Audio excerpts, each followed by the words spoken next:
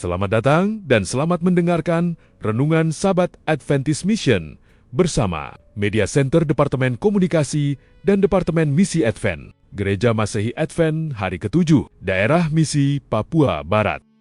Bagaimana jika kami menjawab tidak?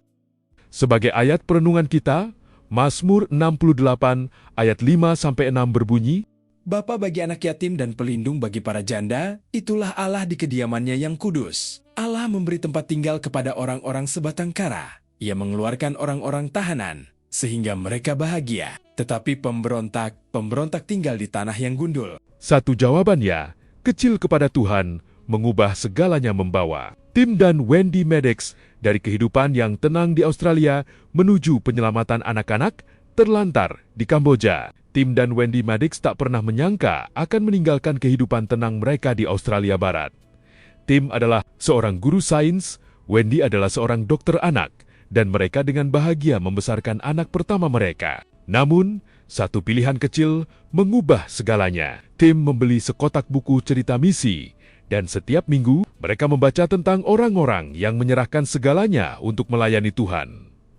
Perlahan, kerinduan yang mendalam tumbuh di hati mereka. Mereka merasa terpanggil untuk melakukan hal yang sama. Mengikuti panggilan Tuhan tidaklah mudah. Mereka berhenti bekerja, menjual harta benda mereka, dan bersiap untuk pindah ke Zambia. Namun di saat terakhir, Tuhan menuntun mereka ke tempat lain Kamboja, sebuah negeri yang masih dalam tahap pemulihan pasca perang, dengan jalan yang rusak dan kemiskinan yang parah. Teman dan keluarga mempertanyakan keputusan mereka. Mereka membawa 2 anak kecil ke tempat yang penuh ketidakpastian. Tim seharusnya membantu para petani menanam padi, tetapi ia belum pernah bertani seumur hidupnya. Meskipun mereka takut, mereka taat. Saat mereka menetap, menjadi jelas mengapa Tuhan mengutus mereka. Mereka adalah satu-satunya orang Kristen di kota itu, dan Tuhan memiliki tujuan yang lebih besar daripada bertani. Mereka mendirikan sebuah gereja kecil, kemudian gereja lainnya. Mereka melatih penduduk setempat untuk memimpin dan membagikan Injil.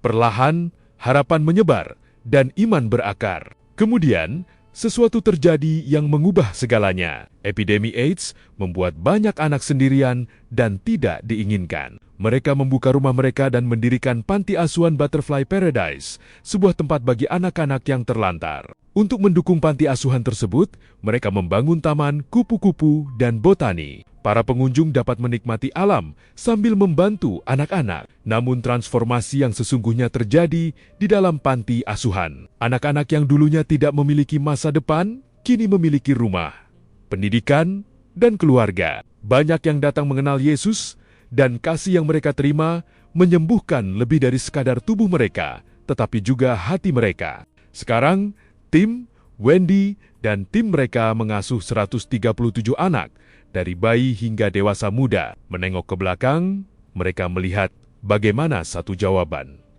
Ya, kecil kepada Tuhan telah mengubah banyak sekali kehidupan. Jika kami mengatakan tidak, tim merenung, ratusan, mungkin ribuan, tidak akan pernah mengenal Yesus.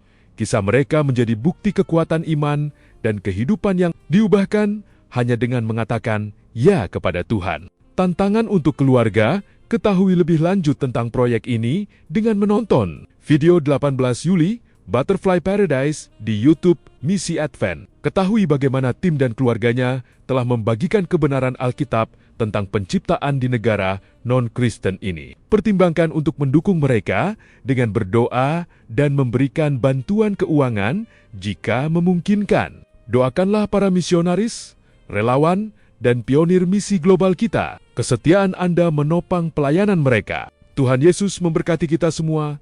Selamat Hari Sabat.